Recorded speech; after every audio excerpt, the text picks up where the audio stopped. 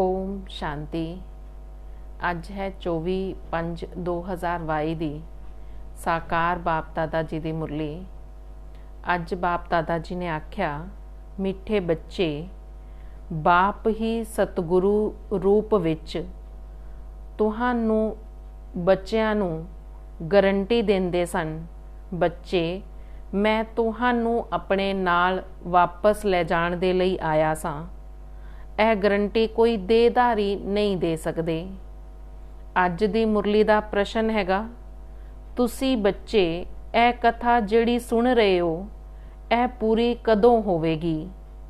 बाबा ने आख्या, जदों तुसी फरिश्ता बन जाओगे।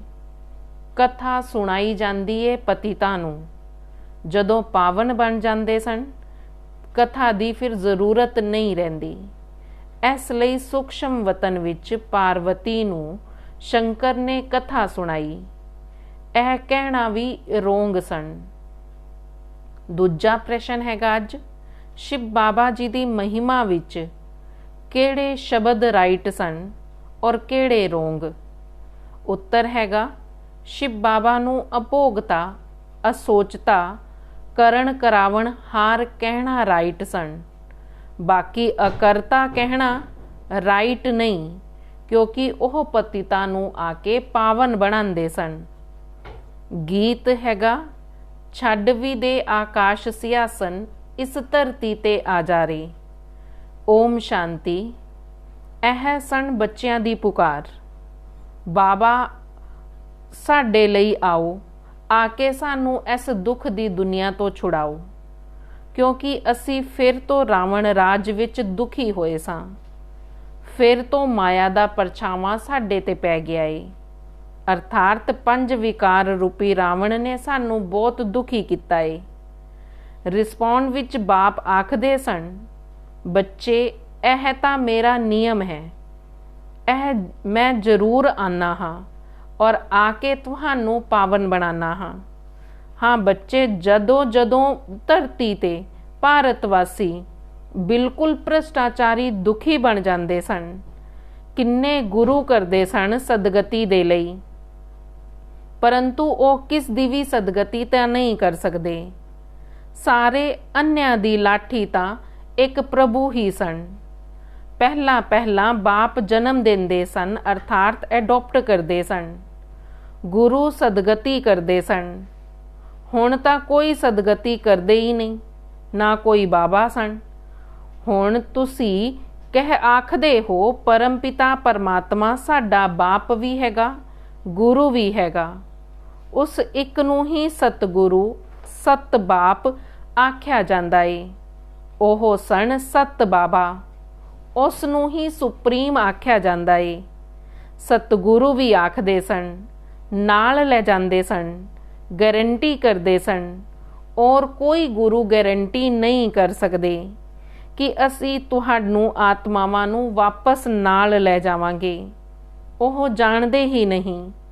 यह सब नवीआं गल्लां ने। तुसी जदों इन्हां नू वेखदे हो तां बुद्धि विच याद शिव नू ही करना है। ओहिओ साडा बाप, टीचर अते गुरु सन। मनुख कोई गुरु करते सन अथवा टीचर रखते सन ते उन्हां नू शरीर नू ही वेखदे सन। आत्मा ही बिन शरीर धारण करके बिन बिन नाम रूप देश काल विच जांदी है। अच्छा, बाबा तां एक ही हन और एक ही वार आंदे सन।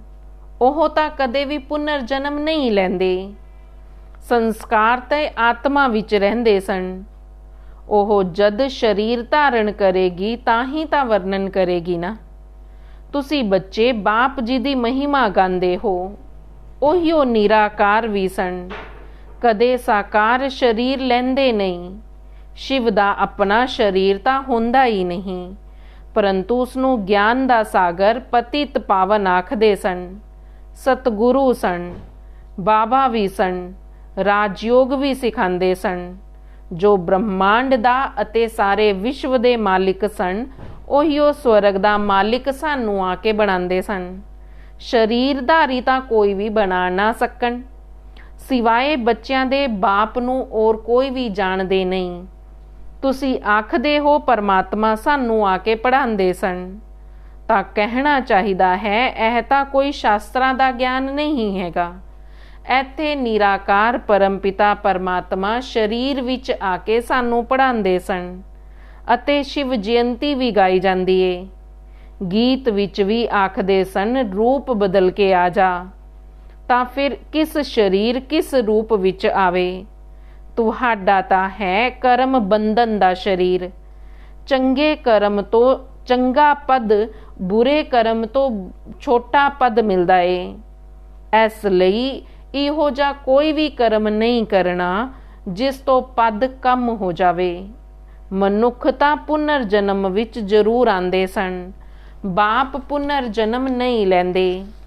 ਉਹਨਾਂ ਕੋਲ ਤੇ ਆਪਣਾ ਹੀ ਸਰੀਰ ਨਹੀਂ, ਉਹ ਤਾਂ ਦੂਜੇ ਸਰੀਰ ਵਿੱਚ ਪ੍ਰਵੇਸ਼ ਕਰਦੇ ਸਨ। ਦੱਸਦੇ ਸਨ ਸ਼ਿਵ ਬਾਬਾ ਬ੍ਰਹਮਾ ਦੁਆਰਾ ਆ ਕੇ ਸਥਾਪਨਾ ਕਰਦੇ ਸਨ। ਸ਼ਿਵ ਤਾਂ ਨਿਰਾਕਾਰ ਹੋਇਆ, ਬ੍ਰਹਮਾ ਦੁਆਰਾ ਆ ਕੇ ਸਥਾਪਨਾ ਕਰਦੇ ਸਨ। अब ब्रह्मा द्वारा ही ਤਾਂ ਕਰਨਗੇ ਨਾ, ਉੱਤੋਂ ਤੋਂ ਪ੍ਰੇਰਣਾ ਨਹੀਂ ਕਰਨਗੇ ਨਾ। ਪਤਿਤ ਦੁਨੀਆ ਵਿੱਚ ਆਂਦੇ ਸਨ ਤਾਂ ਕਿਸੇ ਤਾਂ ਸਰੀਰ ਵਿੱਚ ਆਣਗੇ ਨਾ ਜਿਹੜਾ ਰਾਜਯੋਗ ਸਿਖਾ ਸਕਣ।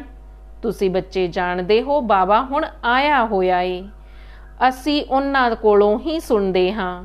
ਉਹ ਇਸ ਬ੍ਰਹਮਾ ਦੇ ਮੁਖ ਨਾਲ ਸਾਨੂੰ ਸੁਣਾਉਂਦੇ ਸਨ ਔਰ ਸਾਰੇ ਤੇਦਾਰੀ ਗੁਰੂਆਂ ਦਾ ਨਾਮ ਦੱਸਦੇ ਸਨ।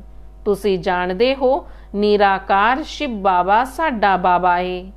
ਪਹਿਲਾਂ ਤਾਂ ਬਾਬਾ ਜਨਮ ਦੇਣ ਵਾਲਾ ਚਾਹੀਦਾ ਏ। ਸ਼ਿਵ ਬਾਬਾ ਫਿਰ ਪ੍ਰਜਾਪਿਤਾ ਬ੍ਰਹਮਾ ਦੁਆਰਾ ਸਾਨੂੰ ਐਡੋਪਟ ਕਰਦੇ ਸਨ।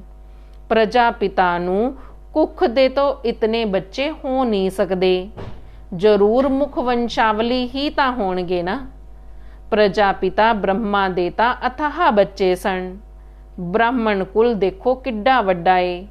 ਜੋ ਬ੍ਰਾਹਮਣ ਉਹੀਓ ਫਿਰ ਦੇਵਤਾ ਬਣਦੇ ਸਨ। ਜਦੋਂ ਦੇਵਤਾ ਬਣਨਗੇ ਤਾਂ ਐਡੋਪਸ਼ਨ ਵੀ ਹੋਵੇਗੀ, ਤਾਂ ਐਡੋਪਸ਼ਨ ਬੰਦ ਹੋ ਜਾਂਦੀ ਏ। ਐਡੋਪਸ਼ਨ ਤਾਂ ਹੋਣੀ ਹੁੰਦੀ ਏ ਜਦੋਂ ਤੁਸੀਂ ਬ੍ਰਾਹਮਣ ਬਣਦੇ ਹੋ, ਦੇਵਤਾਵਾਂ ਦੀ ਐਡੋਪਸ਼ਨ ਨਹੀਂ ਹੁੰਦੀ। ਐਡੋਪਸ਼ਨ ਹੋ ਕੇ ਹੀ ਤੁਸੀਂ ਦੇਵਤਾ ਬਣਦੇ ਹੋ। ਬੱਚੇ ਜਾਣਦੇ ਸਨ ਅਸੀਂ ਸ਼ਿਵ ਬਾਬਾ ਦੇ ਕੋਲ ਆਏ ਹਾਂ। ਉਹੀਓ ਨੌਲੇਜਫੁੱਲ ਸਨ। ਆਖਦੇ ਸਨ ਮੈਂ ਤੁਹਾਨੂੰ ਬੱਚਿਆਂ ਨੂੰ ਇਹ ਨੌਲੇਜ ਸੁਣਾਉਂਦਾ ਹਾਂ। ਮੇਰੇ ਕੋਲ ਆਪਣਾ ਸਰੀਰ ਨਹੀਂ ਹੈ। ਸ਼ਿਵ ਜਯੰਤੀ ਮਨਾਉਂਦੇ ਸਨ, ਪਰੰਤੂ ਕਿਵੇਂ ਸ਼ਿਵ ਬਾਬਾ ਆਂਦੇ, ਕੀ ਆ ਕੇ ਕਰਦੇ, ਕੁਝ ਵੀ ਜਾਣਦੇ ਨਹੀਂ। ਆਖ ਦਿੰਦੇ ਸਨ ਸ਼ਿਵਰਾਤਰੀ। ਰਾਤਰੀ ਵਿੱਚ ਕ੍ਰਿਸ਼ਨ ਦਾ ਜਨਮ ਵੀ ਵਿਖਾਉਂਦੇ ਸਨ। ਸ਼ਿਵ ਜਯੰਤੀ ਦੇ ਬਾਅਦ ਕ੍ਰਿਸ਼ਨ ਜਯੰਤੀ ਹੁੰਦੀ ਏ। ਸ਼ਿਵ ਦਾ ਜਨਮ ਤਾਂ ਸੰਗਮ ਤੇ ਹੁੰਦਾ ਏ। ਜਦੋਂ ਬ੍ਰਹਮਾ ਦੀ ਰਾਤ ਪੂਰੀ ਹੋ ਜਾਂਦੀ ਏ, ਦਿਨ ਸ਼ੁਰੂ ਹੁੰਦਾ ਏ, ਤਾਂ ਕ੍ਰਿਸ਼ਨ ਦਾ ਜਨਮ ਹੁੰਦਾ ਏ। ਸੰਗਮ ਤੇ ਬਾਪ ਆਂਦੇ ਸਨ। ਇਹ ਬੇਹੱਦ ਦੀ ਰਾਤ ਏ। ਉਹ ਹੱਦ ਦੀ ਰਾਤ ਅੱਧਾ ਕਲਪ ਦਿਨ ਤੇ ਅੱਧਾ ਕਲਪ ਰਾਤ ਹੁੰਦੀ ਏ। ਭਗਤੀ ਮਾਰਗ ਵਿੱਚ ਧੱਕੇ ਹੀ ਖਾਂਦੇ ਰਹਿੰਦੇ ਸਨ। ਭਗਵਾਨ ਮਿਲਦਾ ਹੀ ਨਹੀਂ ਤਾਂ ਅੰਧੇਰਾ ਹੀ ਠਹਿਰਿਆ ਨਾ। ਬਿਲਕੁਲ ਬੁੱਧੀਹੀਨ ਹੋ ਗਏ ਸਨ। ਗਾਉਂਦੇ ਸਨ ਪਰਮ ਪਿਤਾ ਪਰਮਾਤਮਾ ਆਓ ਸਾਡੇ ਉੱਤੇ ਆ ਕੇ ਕਿਰਪਾ ਕਰੋ। ਫਿਰ ਆਖਦੇ ਸਨ ਤੀਰਥ ਯਾਤਰਾਵਾਂ ਤੇ ਵੀ ਭਗਵਾਨ ਮਿਲੇਗਾ। ਫਿਰ ਆਖਦੇ ਸਨ ਦਾਨ ਪੁੰਨ ਕਰਾਂਗੇ ਤੇ ਭਗਵਾਨ ਮਿਲੇਗਾ। ਕਿੰਨਾ ਸਮਾਂ ਤੁਸੀਂ ਧੱਕੇ ਖਾਂਦੇ ਆਏ ਹੋ। ਅਨੇਕ ਮਤਾਂ ਸਨ। ਇਸ ਲਈ ਆਖਦੇ ਸਨ ਭਗਤੀ ਮਾਰਗ ਹੈ ਬ੍ਰਹਮਾ ਦੀ ਰਾਤ। ਧੱਕੇ ਖਾਂਦੇ ਖਾਂਦੇ ਦੁਰਗਤੀ ਨੂੰ ਪਾ ਕੇ ਪਾਪ ਆਤਮਾ ਬਣ ਜਾਂਦੇ ਸਨ। ਵਿਕਾਰ ਤੋਂ ਪੈਦਾ ਹੋਣ ਵਾਲਿਆਂ ਨੂੰ ਹੀ ਪਾਪ ਆਤਮਾ ਆਖਦੇ ਸਨ। ਤੁਸੀਂ ਐਵੇਂ ਨਹੀਂ ਆਖੋਗੇ ਕਿ ਸ਼੍ਰੀ ਕ੍ਰਿਸ਼ਨ ਕੋਈ ਵਿਕਾਰ ਤੋਂ ਪੈਦਾ ਹੁੰਦਾ ਏ। ਨਹੀਂ, ਉਹ ਤਾਂ ਯੋਗ ਬਲ ਤੋਂ ਪੈਦਾ ਹੁੰਦੇ ਸਨ। ਇਹਨਾਂ ਗੱਲਾਂ ਨੂੰ ਤੁਸੀਂ ਭਾਰਤਵਾਸੀ ਗ੍ਰਸਤ ਧਰਮ ਵਾਲੇ ਨਹੀਂ ਜਾਣਦੇ, ਸੰਨਿਆਸੀ ਨਹੀਂ ਜਾਣਦੇ, ਉਹ ਨਾ ਮੰਨਦੇ ਹਨ ਸਨ। ਬਾਪ ਆਖਦੇ ਸਨ ਲਾਡਲੇ ਬੱਚੇ, ਸਤਯੁਗ ਵਿੱਚ ਤੁਸੀਂ ਪਵਿੱਤਰ ਪ੍ਰਵਿਰਤੀ ਮਾਰਗ ਵਿੱਚ ਸੀ। ਫਿਰ ਪੁਨਰ ਜਨਮ ਲੈਂਦਿਆਂ ਲੈਂਦਿਆਂ ਤੁਸੀਂ ਪਤਿਤ ਬਣ ਪਏ ਹੋ। ਭਾਰਤ ਪਵਿੱਤਰ ਸੀ, ਦੇਵੀ ਦੇਵਤਾਵਾਂ ਦਾ ਰਾਜ ਸੀ। ਹੁਣ ਬਾਪ ਫਿਰ ਤੋਂ ਆ ਕੇ ਰਾਜਯੋਗ ਸਿਖਾਉਂਦੇ ਸਨ। ਕਿਸ ਨੂੰ? ਬ੍ਰਾਹਮਣਾਂ ਨੂੰ। ਪ੍ਰਜਾਪਿਤਾ ਬ੍ਰਹਮਾ ਦੇ ਮੁੱਖ ਵੰਸ਼ਾਵਲੀ ਤੁਸੀਂ ਹੋ, ਫਿਰ ਤੁਸੀਂ ਹੀ ਰਾਜਾ ਰਾਣੀ ਬਣਦੇ ਹੋ। ਸ਼ਿਵ ਬਾਬਾ ਚਲੇ ਜਾਣਗੇ, ਫਿਰ ਲక్ష్ਮੀ ਨਾਰਾਇਣ ਰਾਜ ਕਰਨਗੇ। ਬਾਪ ਨੇ ਕ੍ਰਿਸ਼ਨ ਨੂੰ ਵੀ ਇਹੋ ਜਿਹਾ ਹੀ ਬਣਾਇਆ ਸਨ। ਉਹਨਾਂ ਨੇ ਫਿਰ ਬਾਪ ਦੇ ਬਦਲੇ ਕ੍ਰਿਸ਼ਨ ਦਾ ਨਾਮ ਪਾ ਦਿੱਤਾ ਏ। ਕ੍ਰਿਸ਼ਨ ਨੂੰ ਫਿਰ ਦੁਆਪਰ ਯੁੱਗ ਵਿੱਚ ਲੈ ਗਏ ਸਨ। ਹੁਣ ਸ਼ਿਵ ਬਾਬਾ ਰਾਜਯੋਗ ਸਿਖਾਉਂਦੇ ਸਨ। ਤੁਸੀਂ ਜਾਣਦੇ ਹੋ ਅਸੀਂ ਸਵਰਗ ਦੀ ਰਾਜਧਾਨੀ ਸਥਾਪਨ ਕਰ ਰਹੇ ਸਨ। ਔਰ ਵੀ ਬਹੁਤ ਪ੍ਰਿੰਸ ਪ੍ਰਿੰਸੈਸ ਬਣਦੇ ਸਨ। ਸੰਗਮ ਅਤੇ ਸਤਯੁਗ ਦਾ ਕਿਸ ਨੂੰ ਵੀ ਪਤਾ ਨਹੀਂ। ਮੈਂ ਆਨਾ ਹੀ ਹਾਂ ਕਲਪ ਦੇ ਸੰਗਮ ਯੁੱਗ ਤੇ। ਉਹਨਾਂ ਨੇ ਫਿਰ ਯੁਗੇ ਯੁਗੇ ਅਕਸ਼ਰ ਲਿਖ ਦਿੱਤਾ ਏ। ਸੋ ਵੀ 4 ਯੁੱਗ ਹੁੰਦੇ ਸਨ। ਦੁਆਪਰ ਦੇ ਬਾਅਦ ਕਲਯੁਗ ਹੁੰਦਾ ਏ। ਫਿਰ ਉਸ ਦੁਆਪਰ ਯੁੱਗ ਵਿੱਚ ਆ ਕੇ ਕੀ ਕਰਨਗੇ? ਉਤਰਤੀ ਕਲਾ ਵਿੱਚ ਤਾਂ ਸਾਰਿਆਂ ਨੇ ਆਣਾ ਹੀ ਹੈ। ਮੇਰਾ ਪਾਠ ਹੀ ਤਾਂ ਸ਼ੁਰੂ ਹੁੰਦਾ ਏ ਜਦੋਂ ਸਭ ਨੇ ਚੜ੍ਹਤੀ ਕਲਾ ਵਿੱਚ ਜਾਣਾ ਹੁੰਦਾ ਹੈ। ਮੈਂ ਨੀਚੇ ਉਤਾਰਨ ਵਾਸਤੇ ਨਹੀਂ ਆਂਦਾ, ਮੈਂ ਤੇ ਚੜ੍ਹਦੀ ਕਲਾ ਕਰਨ ਵਾਸਤੇ ਆਨਾ ਹਾਂ। ਉੱਚੇ ਤੇ ਉੱਚਾ ਹੈ ਹੀ ਬ੍ਰਾਹਮਣ ਵਰਣ। ਬ੍ਰਾਹਮਣ ਹੀ ਫਿਰ ਦੇਵਤਾ, ਸ਼ਤਰੀय, ਵੈश्य ਅਤੇ ਸ਼ੂਦਰ ਬਣਦੇ ਸਨ। ਇਹ ਵਰਣ ਵੀ ਭਾਰਤ ਵਿੱਚ ਹੀ ਗਾਏ ਜਾਂਦੇ ਸਨ। ਵਿਰਾਟ ਰੂਪ ਦਾ ਚਿੱਤਰ ਵੀ ਵਿਖਾਉਂਦੇ ਸਨ। ਉਸ ਵਿੱਚ ਬ੍ਰਾਹਮਣਾਂ ਨੂੰ ਅਤੇ ਸ਼ਿਵ ਨੂੰ ਗੁੰਮ ਕਰ ਦਿੱਤਾ ਏ। ਇਹ ਗੱਲਾਂ ਕੋਈ ਸ਼ਾਸਤਰਾਂ ਵਿੱਚ ਲਿਖੀਆਂ ਹੋਈਆਂ ਨਹੀਂ ਸਨ। ਸ਼ਿਵ ਬਾਬਾ ਆ ਕੇ ਅਡੋਪਟ ਕਰਦੇ ਸਨ। ਬ੍ਰਹਮਾ ਦੁਆਰਾ ਸ਼ੂਦਰ ਤੋਂ ਬ੍ਰਾਹਮਣ ਬਣਾਉਂਦੇ ਸਨ। ਬਾਕੀ ਸੂਖਸ਼ਮ ਵਤਨ ਵਾਸੀ ਬ੍ਰਹਮਾ ਉਹ ਕਿਵੇਂ ਪ੍ਰਜਾਪਿਤਾ ਬਣ ਸਕਦੇ ਸਨ? ਪਹਿਲਾਂ ਇਹ ਨਿਸ਼ਚੈ ਚਾਹੀਦਾ ਹੈ ਕਿ ਬਰੋਬਰ ਉਹੀਓ ਸਾਡਾ ਬਾਪ ਵੀ ਹੈ, ਟੀਚਰ ਵੀ ਸਨ, ਸਤਿਗੁਰੂ ਵੀ ਸਨ। ਆਖਦੇ ਸਨ ਸਦਗਤੀ ਦਾਤਾ ਇੱਕ ਮੈਂ ਹੀ ਹਾਂ, ਪਰੰਤੂ ਉਹਨਾਂ ਦਾ ਨਾਂ, ਰੂਪ, ਦੇਸ਼, ਕਾਲ ਕੋਈ ਵੀ ਜਾਣਦੇ ਨਹੀਂ। ਇਸ ਲਈ ਬਾਪ ਨੂੰ ਆ ਕੇ ਦੱਸਣਾ ਪੈਂਦਾ ਏ। ਅੱਛਾ, ਮਿੱਠੇ ਮਿੱਠੇ ਸਿੱਕਿਲ ਦੇ ਬੱਚਿਆਂ ਪ੍ਰਤੀ ਮਾਤ ਪਿਤਾ ਬਾਪ ਦਾਦਾ ਜੀ ਦਾ ਯਾਦ ਪਿਆਰ ਅਤੇ ਗੁੱਡ ਮਾਰਨਿੰਗ। ਰੂਹਾਨੀ ਬਾਪ ਦੀ ਰੂਹਾਨੀ ਬੱਚਿਆਂ ਨੂੰ ਨਮਸਤੇ। ਰੂਹਾਨੀ ਬੱਚਿਆਂ ਦੀ ਰੂਹਾਨੀ ਬਾਪ ਦਾਦਾ ਜੀ ਨੂੰ ਦਿਲ ਅਤੇ ਜਾਨ, ਸਿੱਖ ਅਤੇ ਪ੍ਰੇਮ ਨਾਲ ਨਮਸਤੇ ਨਮਸਤੇ ਨਮਸਤੇ ਜੀ। ਧਾਰਨਾ ਦੇ ਲਈ ਮੁੱਖ ਸਾਰ ਹੈ। ਸ਼ਾਂਤੀ ਦੇ ਸਾਗਰ ਬਾਪ ਜੀ ਦੇ ਕੋਲੋਂ ਸ਼ਾਂਤੀ ਸੁਖ ਦਾ ਵਰਸਾ ਲੈਣ ਦੇ ਲਈ ਸ਼ਾਂਤ ਚਿੱਤ ਰਹਿਣਾ ਏ।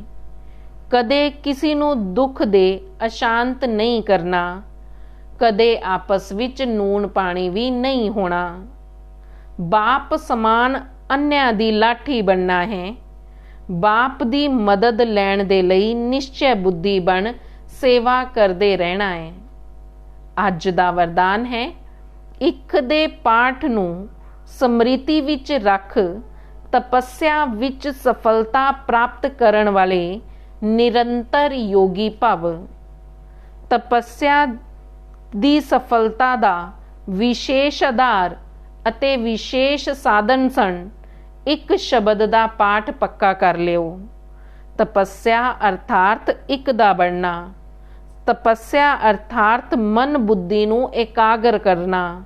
ਤਪੱਸਿਆ ਅਰਥਾਤ ਇਕਾਂਤ ਚਿੱਤ, ਇਕਾਂਤ ਪ੍ਰਿਯ ਬਣਨਾ। ਤਪੱਸਿਆ ਅਰਥਾਤ ਸਥਿਤੀ ਨੂੰ ਇੱਕ ਰਸ ਰੱਖਣਾ। ਤਪੱਸਿਆ ਅਰਥਾਤ ਸਰਵ ਪ੍ਰਾਪਤੀਆਂ ਦੇ ਖਜ਼ਾਨਿਆਂ ਨੂੰ ਵਿਅਰਥ ਤੋਂ ਬਚਾਣਾ, ਅਰਥਾਤ ਇਕੋਨੋਮੀ ਕਰਨਾ। ਇਸ ਇੱਕ ਦੇ ਪਾਠ ਨੂੰ ਸਮ੍ਰਿਤੀ ਵਿੱਚ ਰੱਖੋ ਤਾਂ ਨਿਰੰਤਰ ਯੋਗੀ, ਸਹਿਜ ਯੋਗੀ ਬਣ ਜਾਗੇ ਔਰ ਅਤੇ ਮਿਹਨਤ ਤੋਂ ਵੀ ਛੁੱਟ ਜਾਗੇ। ਸਲੋਗਨ ਹੈਗਾ, ਆਗਿਆਕਾਰੀ ਉਹ ਸਨ ਜਿਹੜੇ ਮਨ ਅਤੇ ਬੁੱਧੀ ਨੂੰ ਮਨ ਮਤ ਤੋਂ ਸਦਾ ਖਾਲੀ ਰੱਖਦੇ ਸਨ। ਆਗਿਆਕਾਰੀ ਉਹ ਸਨ ਜਿਹੜੇ ਮਨ ਅਤੇ ਬੁੱਧੀ ਨੂੰ ਮਨ ਮਤ ਤੋਂ ਸਦਾ ਖਾਲੀ ਰੱਖਦੇ ਸਨ। ਓਮ ਸ਼ਾਂਤੀ।